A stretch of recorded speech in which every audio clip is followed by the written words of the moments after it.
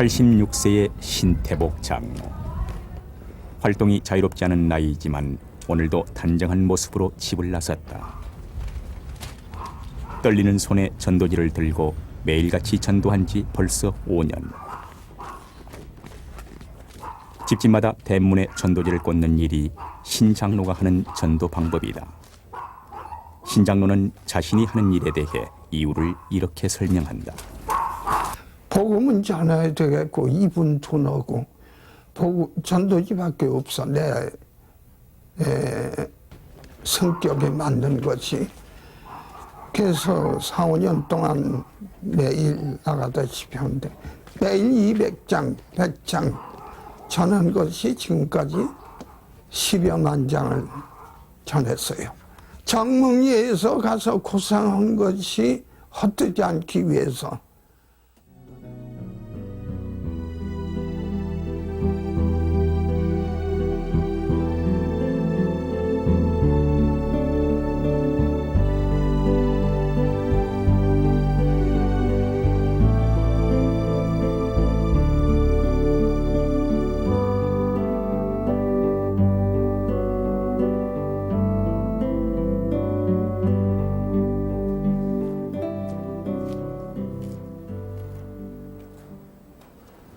신장로가 오늘은 오랜만에 그리운 얼굴을 찾아 나섰다.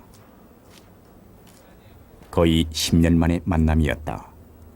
정몽리를 생각할 때마다 떠올리지 않을 수 없는 사람. 그는 다름 아닌 반내현 목사이다. 이건 누구요? 그냥 지나면 모르겠어. 모르시겠어? 모르겠어. 어이구.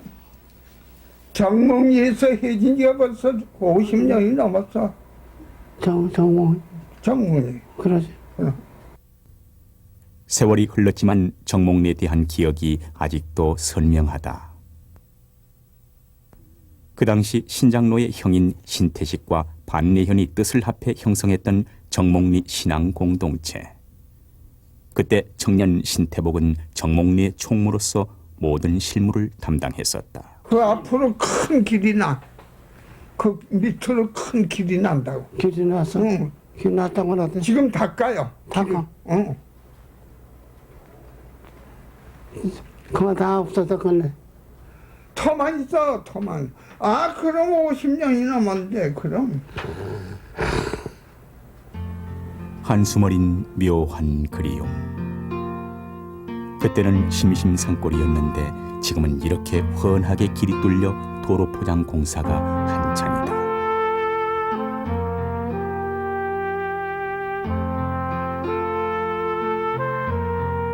강산이 여러 번 바뀌었어도 찾눈이 없던 거의 잊혀진 이곳에 요즘은 찾눈이가 부쩍 늘었다.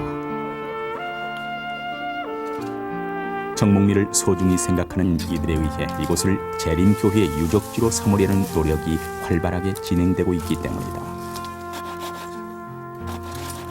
그래서 오늘은 삼육신학대학원 학생들 20여 명이 찾아와 정몽리 터를 정리하는 작업을 하고 있다.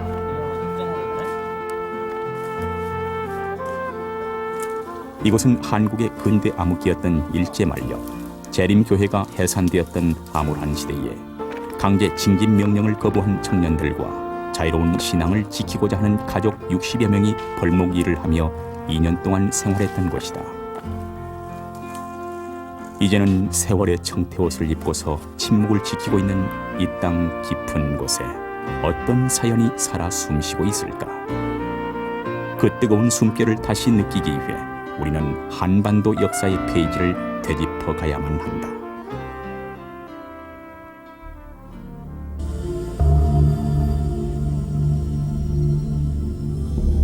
일본에 있어서 1차 세계대전 이후의 20년간은 사회적 경제적 위기에 천재지변까지 겹친 대혼란기였다. 1920년대 중반 일본은 경제공황으로 300만 명 이상의 실업자가 생겨났다.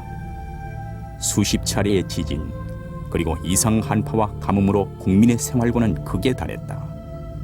이 혼란기에 세력을 확장한 군부는 그 탈출구로서 대륙 진출을 꾀하면서 1931년 만주를 침략했다.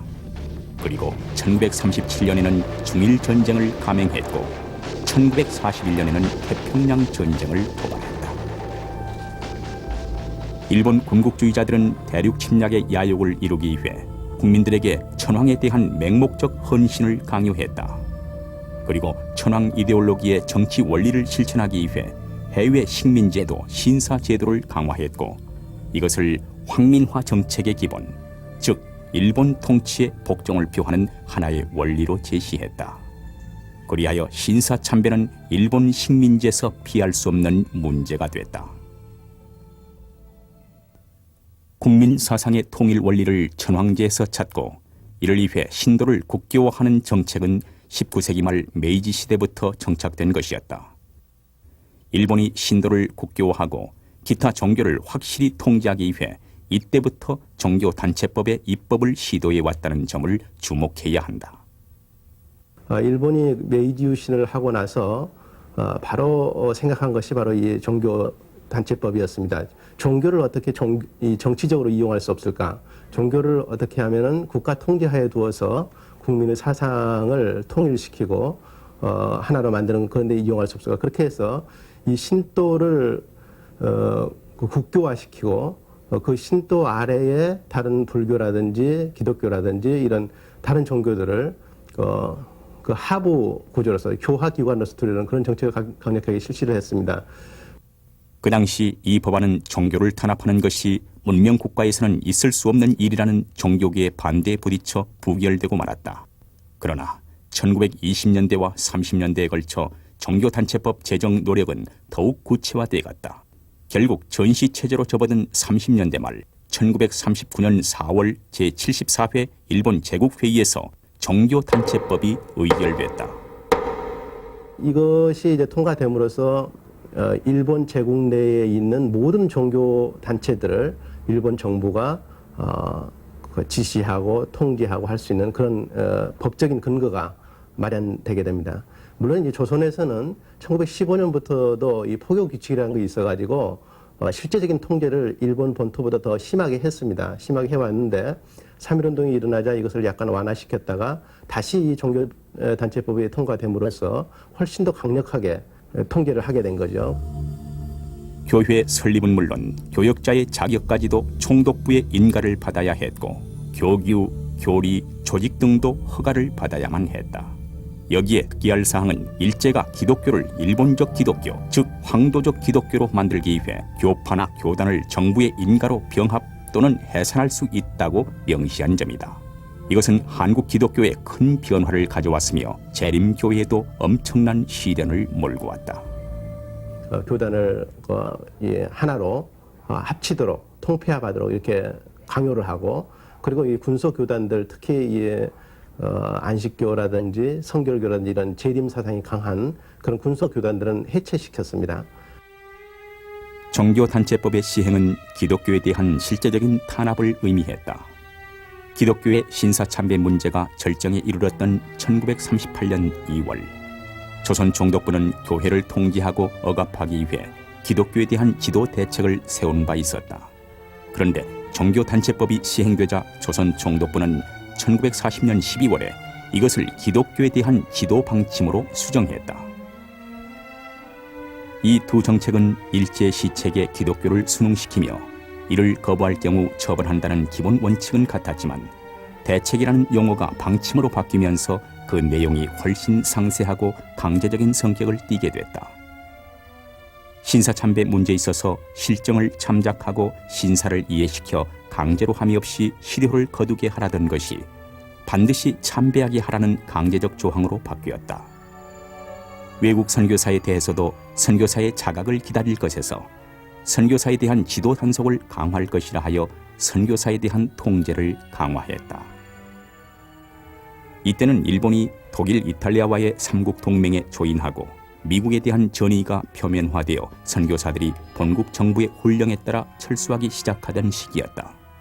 실제로 재림교회에서 봉사하던 선교사들도 1940년 11월에 대부분 철수했고 원동지회에서는 12월에 최초의 한국인 조선합회장으로 최태현 목사를 선임했다. 그리고 이듬해 2월에 마지막 선교사들이 본국으로 떠났다. 그리하여 한국 재림교회는 이념과 재정 그리고 행정적 능력 이 모든 면에 있어서 충분한 사전 준비를 하지 못한 채 모진 시련들을 견뎌야만 했다. 지도 방침이 시행되던 1940년 12월 조선 총독부 사법관 회의에서 고등법원 검사장이었던 스만학관은 이런 훈시를 했다. 기독교의 포론 활동은 좌익운동과 그 성격이 같으니 이 단체들에 대해 한층 더 엄밀한 사찰 내정을 가하라. 그리고 조금이라도 법에 저촉되는 불온한 언동을 발견할 경우 속히 검거 탄압하라.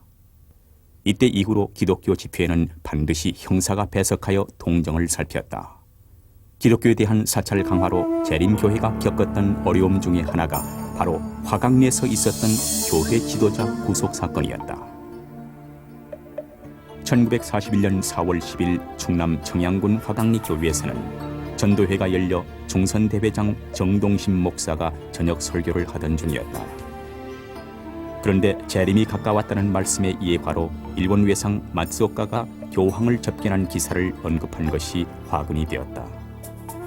집회 동정을 살피러 왔던 형사가 이것을 불온한 언동으로 보고 정동심 목사를 비롯한 대표자 8명을 체포하여 청양경찰서에 구속 수감했던 것이다.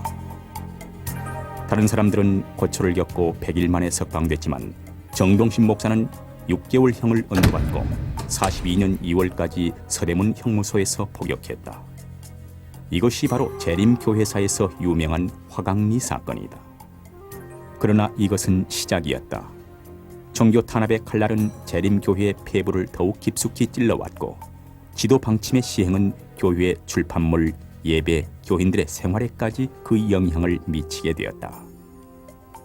지도 방침 2조 5항에는 각 기관제 내용을 적극 지도하여 국채관념을 함양시키고 시국 인식을 철저히 계몽하도록 하고 있으며 7항과 8항에는 모든 교회와 가정에 국기를 개양하고 집회 때마다 국가봉창, 공성묘배, 황국신민서사를 제창하도록 강요하고 있다. 41년 4월에 이르러 조선 총독부는 갑자기 교회 진함과 시조를 폐간 조치했고 대신 8월에 가서 교회 지침이라는 이름으로 재발행하는 것을 허가했다. 당시 합회장 최태현 목사는 권두원에서 정오마다 황국신민으로서 충성의 묵도를 할 것과 교회 집회마다 황국신민서사를 제창하고 공성묘배, 천황폐와 만세삼창을 할 것, 집과 교회의 국기를 개양할 것 등을 기록하고 있는데 이것은 총독부의 지도 방침이 그대로 반영된 것이었다. 그러나 이런 사건들은 총독부의 강압 정책의 일부를 보여주는 사례일 뿐이다. 42년 3월에 이르자 일제는 조선혁신교단을 창립하고 모든 교단을 통폐합하려는 한편 군소교단들을 해산시키기 위한 계획을 진행했다. 이러한 모든 일들은 은밀한 사전 계획하에 추진되었고 교회들은 이런 일들을 전혀 예상치 못했다. 그러던 중 1943년 1월 한국재림교회 제13차 총회가 열렸고 최태현 목사를 대신하여 오영섭 목사가 합회장으로 선임되었다. 그러나 총회 3주 후인 2월 4일 당시 조선합회 신구 지도자 6명이 종로경찰서에 구속됐다. 일경은 교회 해산을 종용하기 위한 목적으로 전시아의 보안법을 그들에게 적용하는 한편 불법적이고 비인도적인 고문을 가했다. 그곳에서 최태현 목사는 무자비한 구타와 고문 속에서도 재림에 대한 믿음을 철회하지 않고 교회 해산 성명서에 서명을 끝까지 거부하다 1943년 6월 2일 끝내 순교하고 말았다. 강직하고 예민한 영적인 양심을 가졌던 최태현 목사. 파란 많은 시대의 교회 지도자가 되어 온갖 오해와 압력에 시달리다 고통 속에 잠든 것이다. 이런 희생에도 불구하고 일경은 남은 지도자들에게 계속적인 압력을 가했다. 자진 해산하지 않으면 교회가 적산기관이 되어 재산권이 압수될 뿐 아니라 더 심각한 어려움이 초래될 것이라고 위협했다. 결국 그해 12월 27일 구속되었던 지도자들은 경성요양원으로 이송되어 그곳에서 합회 대행위원들과 연속회의를 거쳐 일제가 강요하는 해산 성명서에 서명하게 되었다. 그리고 다음 날 해산 성명서가 전국 교회로 발송됐다.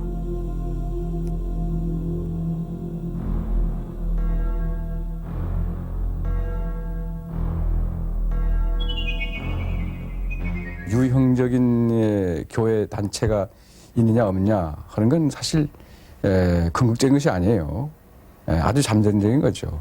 그래서 교회 해산은 일제 그 강압위에서 이렇게 좀 바벨론의 탄압위에서 성전이 짓밟히듯이 이렇게 집이 짓밟혔고 법인체가 짓밟혔지 대부분 사람들은 그 신앙을 계속하고 있었다. 어디서 했느냐? 각각 그 자기 이 사는 집에서 이렇게 가정적으로 또 몇 사람이 모여서 또 홀로 이러한 수많은 그 신앙 공동체와 신앙인들이 있다 그런 것을 이것을 잊어버리면 안 됩니다. 해산되고서 고향으로 이제 처음 갔어요.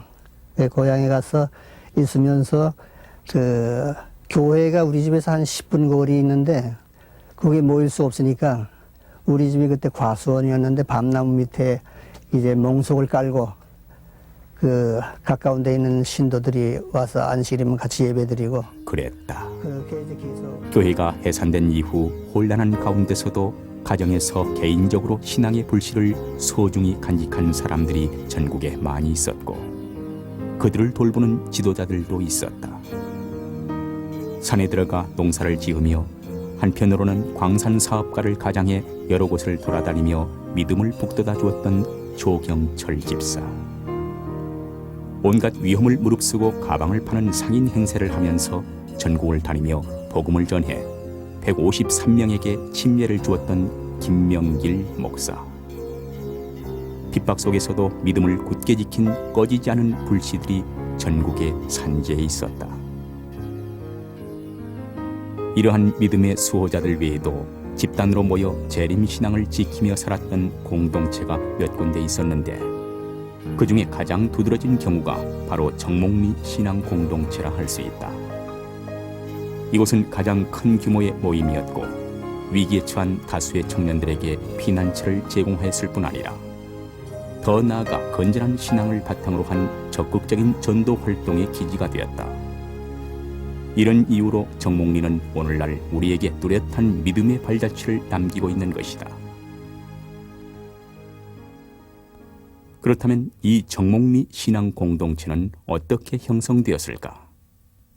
교회가 해산되기 몇 달 전인 1943년 6월 어느 날 최태현 목사의 순교 소식을 전해들은 신태식은 답답한 마음에 평강에 있는 반내현을 찾아왔다.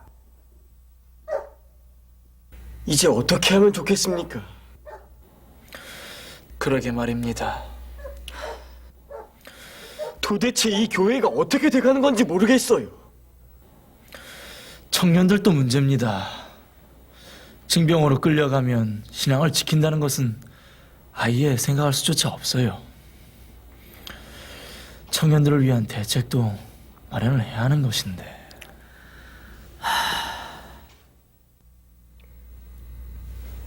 은신처가 있어야 되겠습니다. 은신처요? 은신처가 생기면 청년들과 장년들이 징병을 피하여 신앙을 지킬 수도 있고 또 저는 지방을 다니면서 교회를 돌볼 수도 있을 거 아닙니까? 은신처라? 하긴 근데 어디 그런 장소가 있겠습니까? 전쟁이 언젠간 끝나겠지만 그래도 그게 언제 끝날지 아무도 모르는 판국에. 아니요. 제게 한 가지 방법이 있긴 있습니다. 예? 아니 그게 뭡니까? 내 친구가 가평 정목리에서 산판을 하고 있어요. 경춘철도 주식회사로부터 철도 지목을 하청받아 하는 것인데 여기서 일을 하게 되면 식량 배급도 3업씩 받을 수 있는 데다가 징용도 면제됩니다. 징병에 해당되는 청년들은 배급 명단에 넣지 말고 나오는 배식을 서로 나눠 먹으면서 이 어려운 시국을 잠시 피해갔으면 합니다. 그 산골짜기라면 가능도 하겠네요. 그런데 거기서 어떻게 삽니까? 한 골짜기에 터를 잡아 움막을 짓고 살아야겠지요. 어차피 마을에서는 살 수 없는 것 아니겠습니까? 애들이나 노인이 살기엔 좀 불편하겠지만 그럴 수밖에 없겠네요. 어쨌든 일단 식량 문제와 징용 문제가 해결된 데다가 신앙의 자유를 누릴 수 있다니 그보다 더 좋은 것이 어디 있겠습니까? 반영 가족은 내게 맡기고 반영은 전국을 돌아다니시면서 성도들을 돌보세요. 그래 주신다면 저야 너무 감사하지요. 됐습니다. 내일부터 당장 시작하도록 합시다. 그럽시다. 그리 오래된 신앙은 아니었지만 반내현은 성서적 신념이 대쪽 같은 사람이었고 신태식은 18년간의 목재상 경력으로 생계 유지를 위한 합리적 전략을 갖고 있었던 사람이었다. 전시 상황에서 교회 청년들과 교회 미래를 염려하던 지도적인 두 평신도의 의기투합으로 정목리가 탄생하게 된 것이다.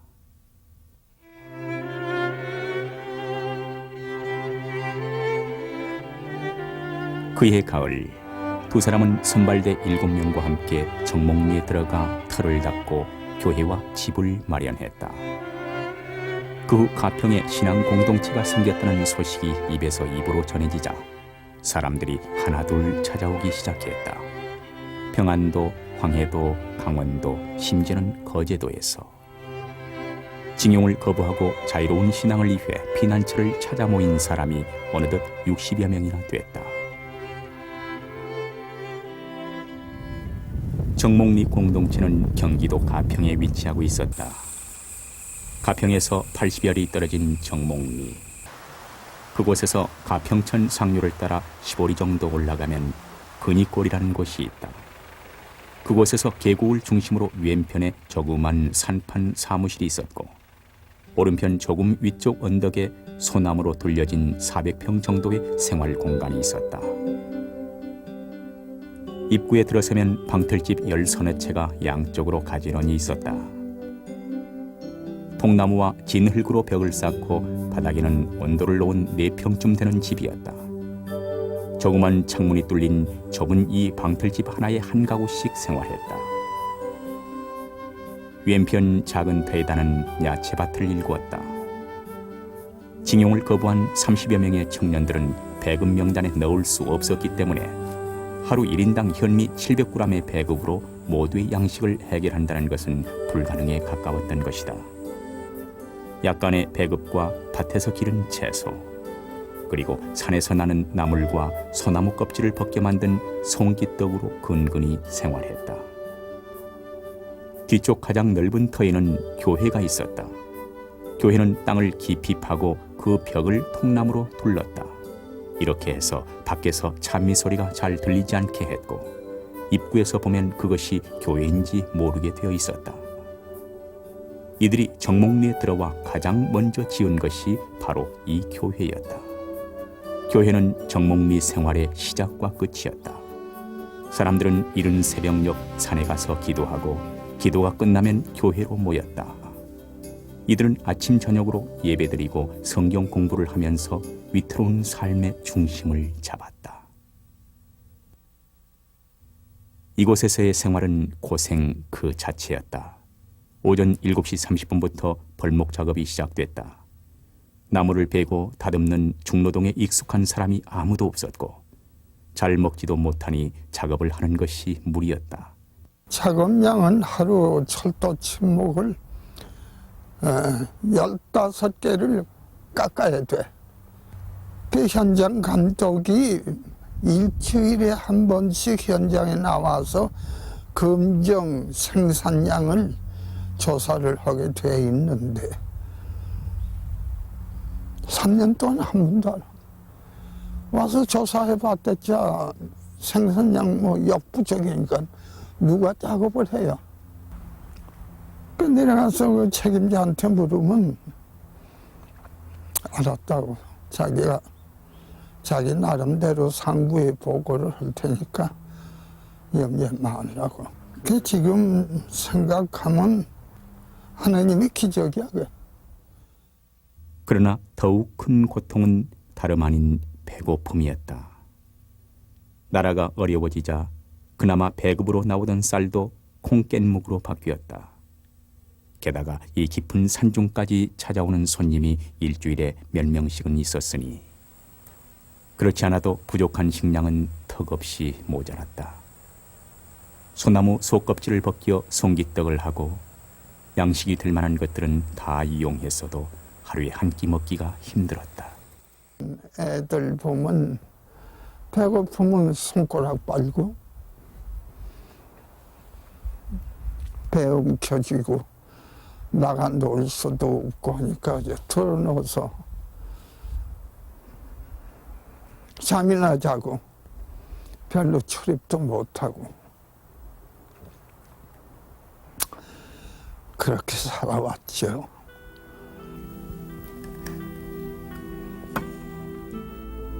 이미야 어서 밥 먹어라. 아이고 산후조리도 못 오고 미역국도 못 끓여주고 나물이라도 산에 올라가서 패다가 죽도 끓여주고 그렇게 어여 먹어. 그 당시 반내현에게는 돌이 채 안 된 아들이 있었다. 정목리에 급히 들어오느라 그의 아내 김순이는 산후조리도 못했고 이곳에서 끼니조차 잊지 못하는 형편에 젖이 제대로 나오지 않았다. 정목리에 들어올 때 가지고 온 약간의 쌀로 밥을 지어 산모와 갓난아이에게 먹일 때면 5살짜리 효순이가 콩깻묵을 먹다가 이렇게 말하며 울었다고 한다. 엄마, 다 큰 애는 밥 먹는 거 아니지?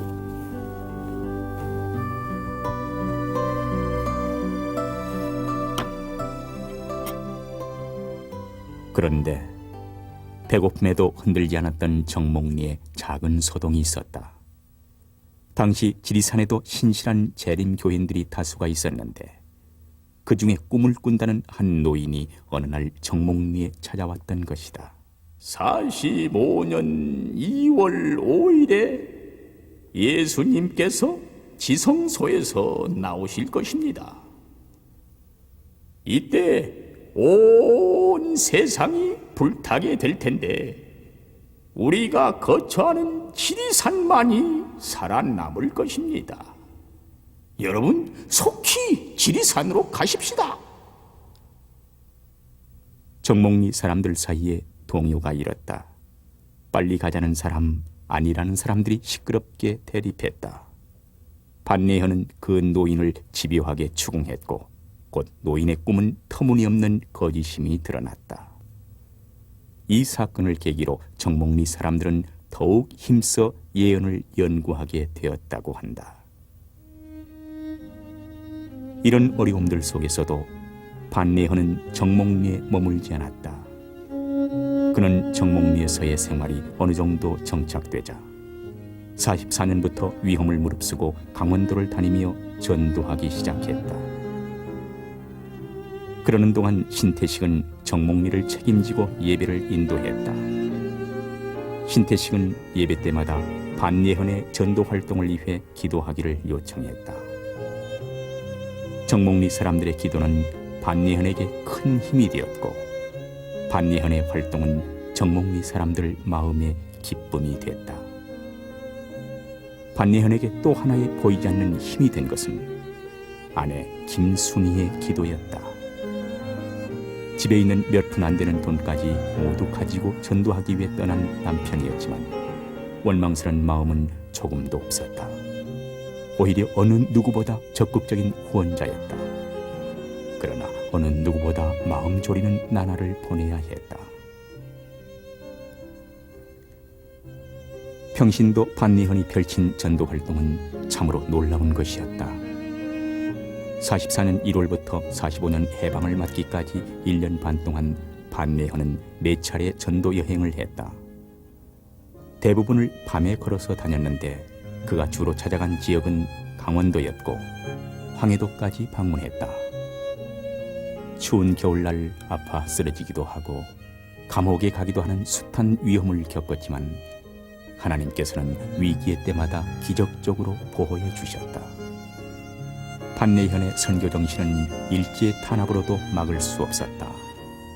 판내현은 머릿속에 희미하게 남아 떠오르는 이름이라도 예외 없이 방문했고 그가 아는 사람들은 물론 우연히 알게 되는 모든 사람에게 전도했다. 그렇게 해서 인도한 영혼 중 하나가 김관호 목사이다. 김관호는 당시 장로교인으로서 삼척방송협회에서 일하던 지방 유지였다. 1944년 판내현은 삼척에 갔다가 재림교회에 약간의 관심을 보였다던 김관호를 만나기로 했다. 그 사람이 방송협회에 근무한다는 것을 알고 그 근처에서 길 가는 사람을 붙잡고 김관호를 아느냐고 물었는데 그가 바로 김관호였다. 그리고 두 사람은 그날 저녁 어느 여관에서 만났다. 남양여관에서 한 서너 시간 말씀을 하는데 그 말씀하는 게 내 귀에 들리질 않아요.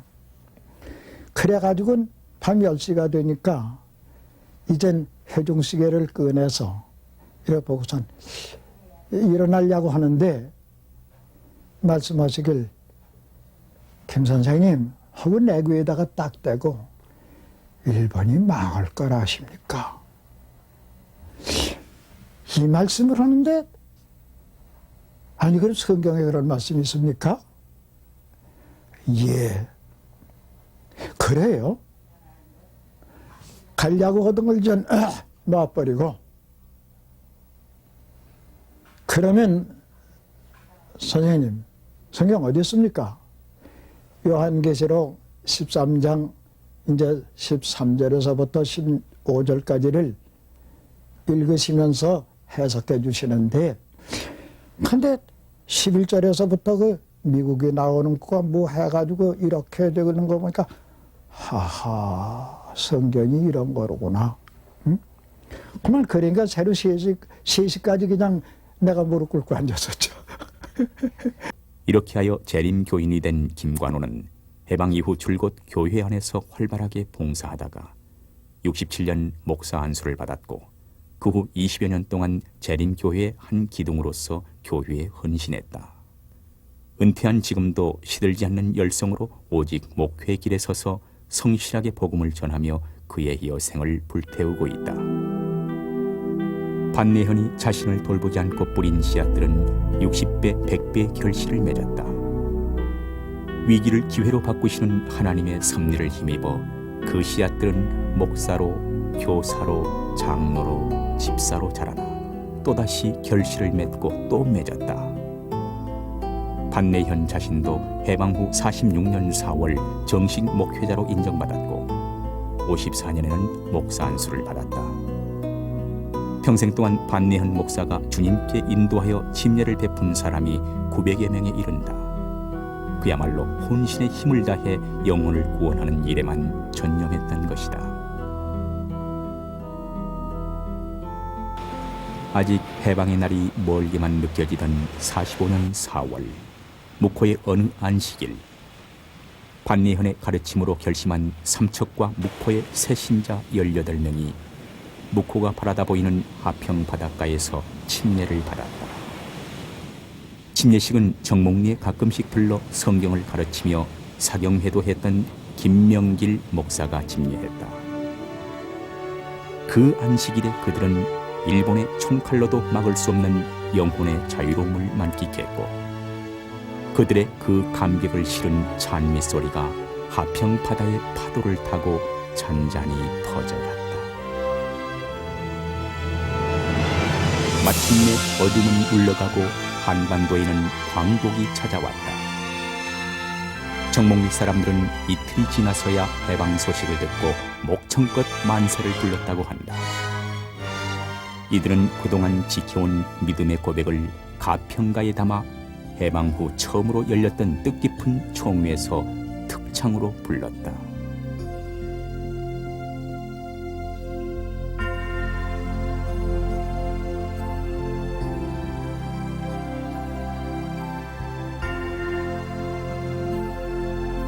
감격에 겨워 부르던 가평가의 선율을 타고 정목리는 역사 속에 묻혀버렸다.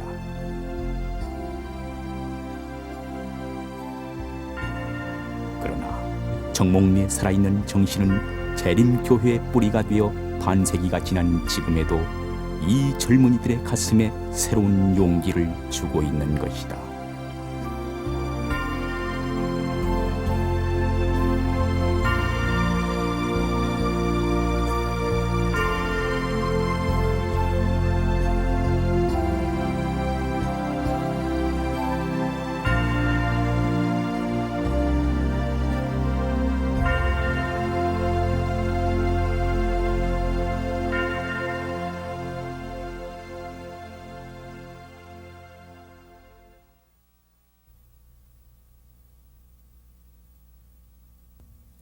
아흔의 나이에도 한결같이 성경을 읽는 노인.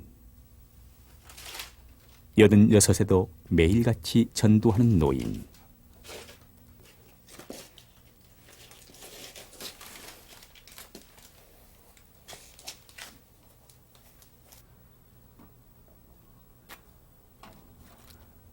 어두운 세월 속에 꺼지지 않는 불꽃으로 살았던 이들의 뒷모습에서 우리는 무엇을 읽어야 할까?